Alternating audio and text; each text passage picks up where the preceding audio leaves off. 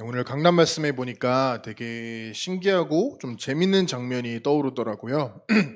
백성들이 이제 다 같이 이제 금식을 하고 기도한 후에 침략하는 그곳의 장소에 나아갈 때 감사하고 찬양을 했더니 하나님께서 역사하셨다라고 나와 있는데 되게 이해가 안 되는 거예요. 이 사람들이 분명히 어떻게 보면 죽을 수 있고 가장 위기인데 그 앞에 나아갈 때 어떻게 감사할 수 있었을까? 어떻게 찬양을 드리면서 그 전쟁터에 그 죽으러 가는 길을 나아갈 수 있을까 생각을 해봤는데 오늘 말씀에 바로 그 답이 분명히 정해져 있더라고요. 여호사밧이라는 한 렘넌트가, 한 왕이, 한 사람이 하나님께 기도를 했는데 하나님께서 그 기도에 응답하신 방법과 응답하신 그 하나님의 역사하심을 보니까 백성들이 감사할 수밖에 없었구나. 너무 신기한 게 여호사밧은 하나님께서 분명히 그 시대의 왕으로 세워주신 가장 높은 인물인데 이 사람 한 사람이 기도를 했을 때 하나님께서 여호사밧에게 능력을 주시거나 여호사밧에게 엄청난 사인을 주신 게 아니라 하나님께서는 주권적으로 세우신 선지자에게 말씀을 주십니다. 오늘 말씀에서는 야하시엘이라고 하는 사람에게 하나님께서 말씀을 주시고 말씀을 태어나게 하셔서 그 주의 종을 통하여서 전달된 말씀이 백성과 기도를 했었던 백성들과 여호사밧에게 은혜가 되었다라는 것을 볼 수 있는 것이죠. 그렇다면 마찬가지로 백성들이 그 말씀을 가지고 은혜 받아서 침략하는 그 현장에 나아갈 때 감사할 수 있었던 것은 이 사람들이 능력이 있거나 이 사람들에게 엄청난 은사가 있어서가 아니라 분명히 하나님의 말씀 그대로 주의 종을 통해 말 그대로 교회에서 받은 그 말씀을 가지고 그 은혜를 가지고 나아갔던 것이구나. 이 사람들이 그 감사하며 찬양을 하면서 나아갈 때 무엇을 했을까? 다름 아닌 우리 목사님께서 하고 계시는 24시 기도를 이 사람들도 보고 배워서 나아갔겠구나. 그러면 저와 여러분들도 마찬가지로 오늘 하나님께서 여호사밧의 기도로 주의 종을 통해 말씀을 주신 것처럼 우리 목사님을 통해 우리에게 주의 종을 통한 하나님의 말씀이 은혜로서 선포되었구나.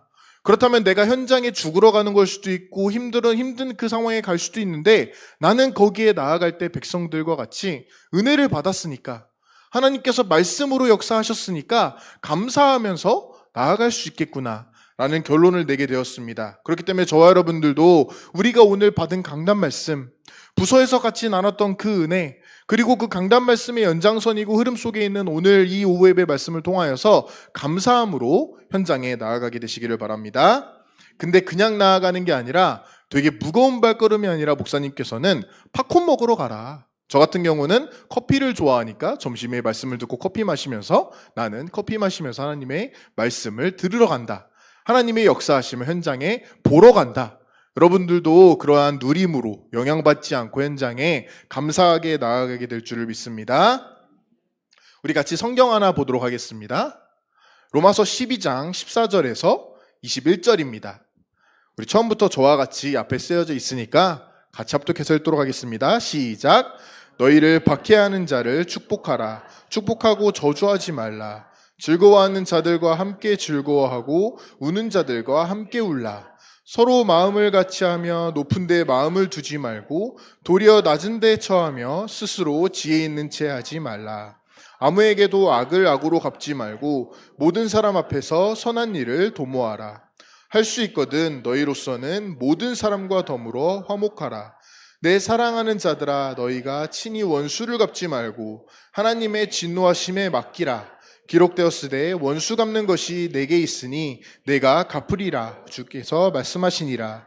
내 원수가 줄이거든 먹이고 목마르거든 마시게 하라. 그러함으로 내가 숯불을 그 머리에 쌓아 놓으리라. 악에게 지지 말고 선한 악을 이기라. 아멘. 오늘 19절에 보니까 되게 동일한 말씀이 나옵니다. 하나님께 맡겨라. 이 싸움은 원수 갚는 것은 하나님께 있다. 우리의 것이 아니다. 오늘 성경에서 강담에서 주신 말씀 그대로 이 싸움은 하나님께 속하여 있다. 그렇다면 우리가 그 하나님 앞에 나아가고 은혜 받는 데 있어서는 당연하게 여기 말씀 그대로 내가 싸우는 게 아니니까 하나님께 내려놓으면 되는구나. 그 내려놓는 가장 중요한 단계가 바로 인간의 끝, 우리들의 끝이구나. 나는 절대 불가능이구나. 하지만 나와 함께 계시는 나에게 오늘도 교회의 주의 종을 통해 주시는 은혜를 통하여서 본즉 하나님께서 나와 함께 하시는구나. 하나님께 맡겨야 되겠다. 이것이 하나님의 기회이고 시작이라는 것을 보게 되시기를 바랍니다. 하나님께서 개입하시니까 나는 끝났구나. 하나님의 시작이 분명히 여기서 나오는구나 라는 것을 볼 수 있는 것이죠. 근데 여기서 나오는 응답이 하나님께서 친히 역사하시는 그 응답이 오늘 쭉 보면은 우리로서는 되게 이해하기 힘든 말입니다. 저주하지 말고 축복하고 함께 더불어 마시고 우는 자랑 같이 울고 즐거워하는 자랑 같이 즐거워해라. 원수를 해하지 말라.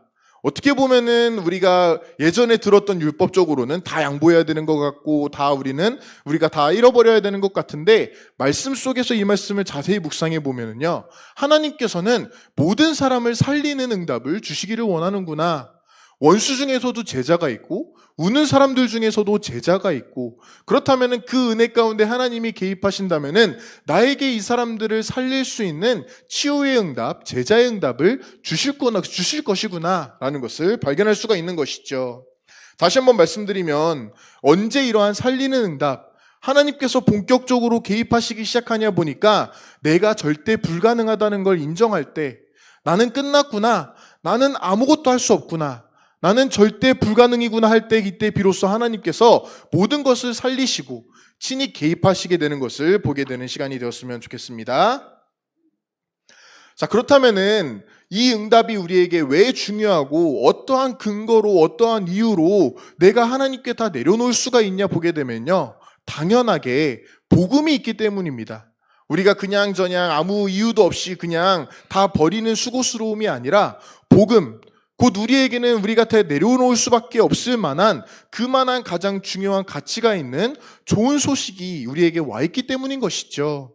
우리가 잘 아는 대로 예수님께서 하신 그 좋은 소식, 그 일이 바로 복음이다. 복음이 우리에게 와 있기 때문에 나는 내려놓아도 괜찮구나. 도리어 하나님께서 내려놓으니까 역사하시는구나. 그렇다면 그냥 복음이 아니라, 누구나 말하고 있는 복음이 아니라 원색 복음 속으로 내가 들어가야겠다. 그렇기 때문에 위에 써져 있는 것도 복음 24 해야겠구나 라는 것을 우리가 보게 되는 것이죠. 이 복음을 가장 중요하게 짧게 표현한다면요, 예수님께서 그리스도다. 바로 저와 여러분들이 지금까지 살면서 배워온 그 복음입니다. 이것을 가지고 사람들은 부족하다고 생각하여서 여러 가지를 더하려고 하고요, 여러 가지를 여기에서 빼려고도 하는데 더 부족하지도 않다. 완벽하고 모든 것이고 충분한 것이라면은 우리가 이거 하나만으로도 충분히 평생에 살아갈 수 있는 가치를 발견하게 되는 줄 믿습니다. 이것을 보았던 베드로는 그렇기 때문에 고백을 한 것이죠. 이 고백을 하였기에 하나님께서는 고백 위에 교회를 세우시고 지금까지 그 교회를 이어오시고 우리에게까지 전달해 준 줄을 믿습니다. 예수님만이 복음이다. 그 복음이 그냥 복음이 아니라 영원한 복음, 어제도 동일한 복음이고요, 오늘도 동일한 복음이고 내일과 미래에도 영원하게 동일한 복음이라면은 그 복음을 내가 붙잡을 때 오늘 말씀드리고자 하는 끝까지 갈 수가 있는 것이구나. 복음은 그만큼의 가장 중요한 가치가 있다는 것을 분명히 보게 되시기를 바랍니다. 끝까지 간다라는 것은 우리의 노력이 아니라 복음이 있기 때문에 가능한 것이고, 내가 내려놓았기 때문에 하나님께서 본격적으로 개입하시는 것을 그냥 보는 게 아니라 24시, 일요일을 넘어서 주일을 넘어서 월요일부터 보게 되기 때문에 우리는 끝까지 갈 수 있게 된 줄을 믿습니다. 끝까지 간다라는 것을 말씀의 흐름을 따라 또 무슨 말로 표현하냐면요, 오직이라고 합니다. 혹은 24시라고 하고, 내 모든 것을 드려도 괜찮을 만한 가치 발견이기 때문에 올인이라고도 우리는 고백을 드리는 것이죠. 근데 이러한 원색 복음은 우리가 듣긴 들었고 알긴 하는데, 이것이 우리에게 정말로 끝까지 갈 수 있는 나의 복음이 되는 시기가 언제인가 보니까 바로 문제가 왔을 때입니다. 그냥 문제가 아니라 완전 끝나는 그러한 문제가 왔을 때, 혹은 심지어는 몇몇 사람들을 보면은 사소한 정말 아무것도 아닌 것처럼 보이는 그 문제가 왔을 때 정말로 복음이냐 아니냐가 드러나게 되는 것을 우리는 많이 볼 수가 있는 것이죠. 문제라고 했는 게 엄청 크게 보면은요, 위기가 올 수도 있고 문제 때문에 염려와 실패가 오기도 합니다. 우리는 이 문제 가운데서 박해나 악이라던가 핍박이 임하기도 하고, 심지어는 문제가 왔기 때문에 우리는 본능적으로, 인간적으로 가장 먼저 대책을 세우고 불안해하고 갈등하기 시작합니다. 이때 우리가 무엇을 붙잡아야 되는지 볼 수 있는 것인데, 제가 여러분들에 비하면 얼마 살지는 않았지만 저에게 있어서 가장 큰 문제가 항상 올 때마다 느껴지는 그게 무엇이냐 보니까 바로 인간관계입니다. 우리에게 인간관계라고 하는 문제가 왔을 때 우리는 본능적으로 아직까지 남아있는 체질 때문에 율법적으로 이 인간관계를 해결해보자 합니다. 혹은 세상적인 관점과 세상 방법으로 여러 가지 말과 행동과 흔히들 말하는 게 내가 이 사람을 달래보겠다, 말과 대화로 풀어나가자 라고 하는 세상의 방법으로 우리는 인간관계라는 문제를 해결하려고 하는 것이죠. 근데 인간관계라는 문제가 우리가 나를 기준으로 했을 때 보게 되면요, 이상한 사람들, 소외된 사람, 시스템 속에 못 들어온 사람들이 있는데 내가 이 사람을 위해 막 걱정을 하고 있어요. 그리고 내 마음에 안 드는 사람, 틀린 사람들을 보면서 우리는 많은 인간관계의 문제에 부닥치게 됩니다. 가장 중요하게 이 사람의 성격이나 외모나 성향이 나랑 안 맞게 되면요, 심지어는 원수까지 가게 되는 것을 많이 보게 되는 것이죠. 그렇다면 여기에서 이 상황 가운데, 이러한 문제 가운데 우리는 볼 수 있는 것이 이 모든 문제가 나의 끝이구나, 나는 절대 불가능하구나, 나는 죽었다 깨어나도 이러한 문제와 인간관계에서 헤어나올 수가 없는 것이구나, 고백을 할 때 어떠한 일이 일어나냐 보니까 바로 이 문제와 이러한 위기와 사건과 인간관계가 하나님으로부터 온 것이구나. 그렇다면 나는 이러한 문제를, 나에게 와 있는 인간관계에 대한 이러한 트러블을 나는 바른 해석으로 보아야겠다라는 것을 결론적으로 보게 됩니다. 이러한 문제가 결국에는 하나님의 계획이구나. 이러한 문제 가운데 하나님의 관점은 어디에 있을까? 언약적인 이유 속에서 내가 문제를 바로 볼 수 있게 되는 것이죠. 이때 오늘 말씀에서 보게 되니까 비로소 하나님께서 개입하시기 시작한다라는 것을 분명히 확인할 수가 있게 됩니다. 근데 이러한 문제를 확인하게 되고 하나님이 개입하시게 되면요, 우리가 죽었잖아요. 말 그대로 우리는 다 끝났으면은 더 이상 할 것이 없구나. 가만히 있으면 된다.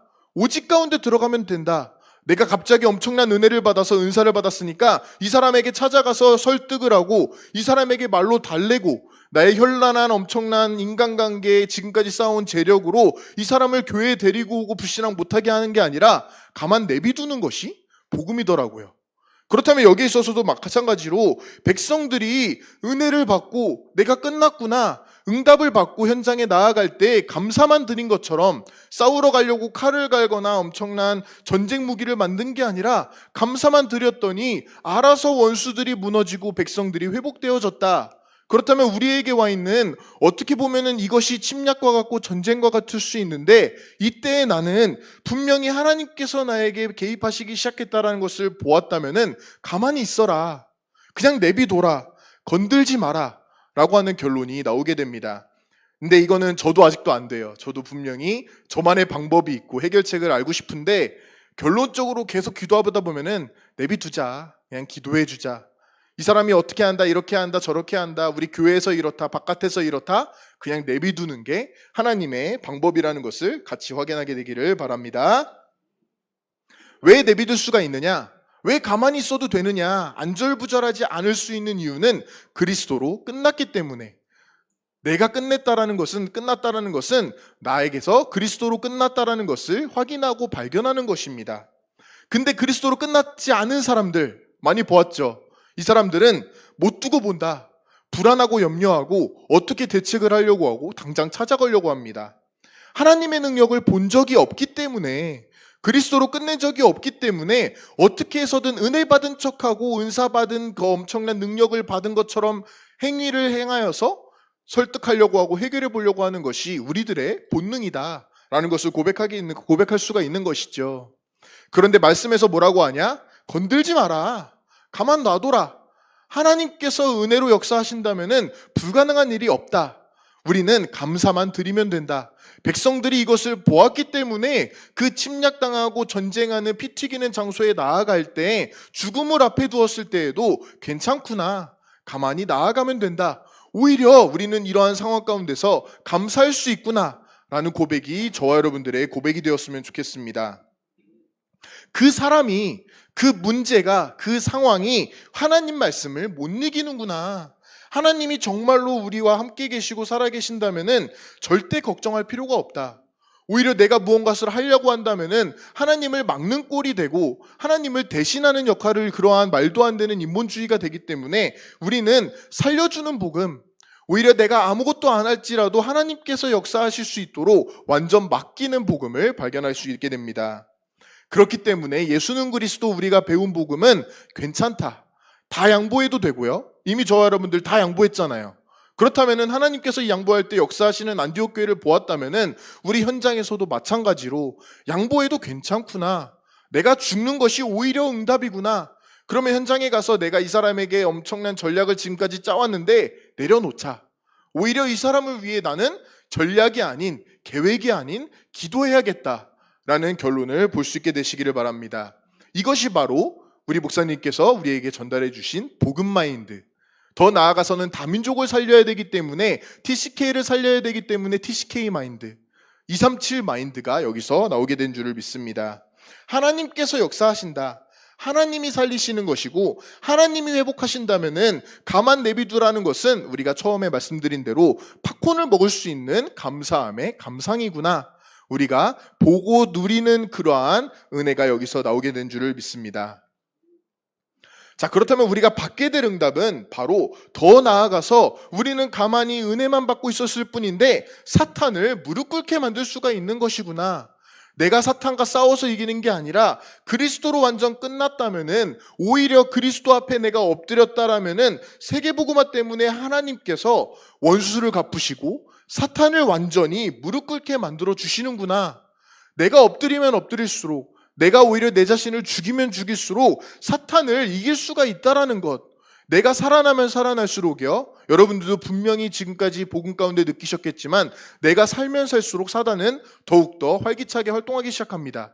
반대로 내가 죽으면 죽을수록, 오늘 말씀대로 내가 은혜 가운데 하나님께 엎드리고 분명하게 내 자신의 끝을 보면 볼수록 하나님께서 시작하시고 사탄을 말씀과 같이 분명하게 그 오늘 기도한 대로 그 대가리를 박살내 주실 줄을 믿습니다. 자, 그렇다면 사단이 박살이 난다. 어떻게 박살이 나느냐? 현장에서 박살이 나기 시작합니다.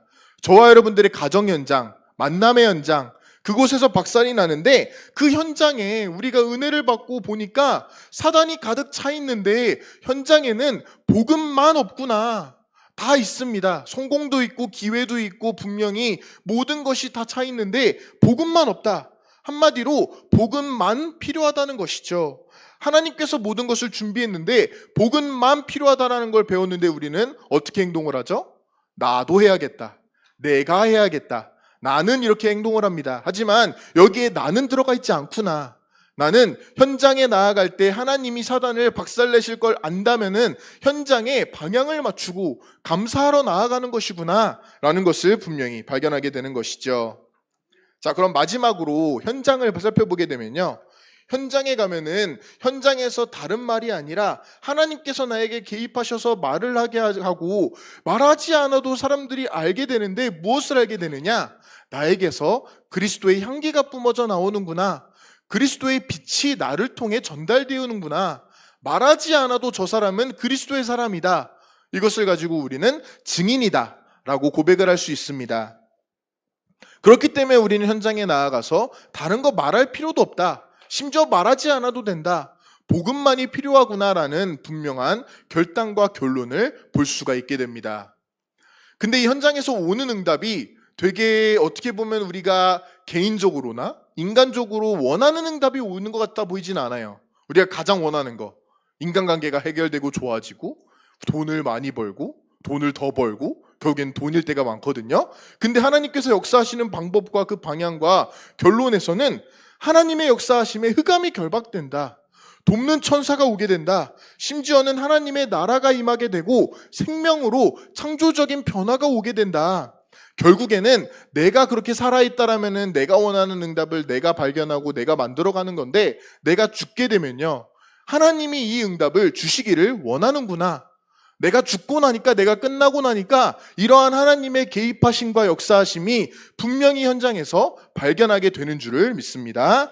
오늘도 우리가 말씀을 통하여서 일주일을 살아가는 데 있어서 이거는 저의 포럼이고요. 거기에 있어서 하나님께서 전적으로 나에게 개입하신다. 내가 더욱더 끝날수록, 여러분들의 현장에 나아갈 때 오늘부터 시작하는 그 현장의 삶 가운데서 내 자신을 내려놓고 하나님이 어떻게 역사하시는지를 열심히 하지 마시고 팝콘 드시면서 감상하시면서 누리는 한 주간이 되시기를 바랍니다. 기도하시겠습니다. 하나님 감사합니다. 하나님께서 우리에게 주신 강단의 흐름과 강단의 말씀과 하나님의 주의 종의 그 은혜가 분명히 우리의 현장에 나타날 수 있도록 역사하여 주시옵소서. 다른 은혜가 아닌 내 자신을 모두 내려놓고 그리스도 하나님의 모든 시작과 개입과 기회가 발견되어지는 그러한 한 주간 현장이 될 수 있도록 역사하여 주시옵소서. 감사드리며 예수 그리스도 이름으로 기도합니다. 아멘.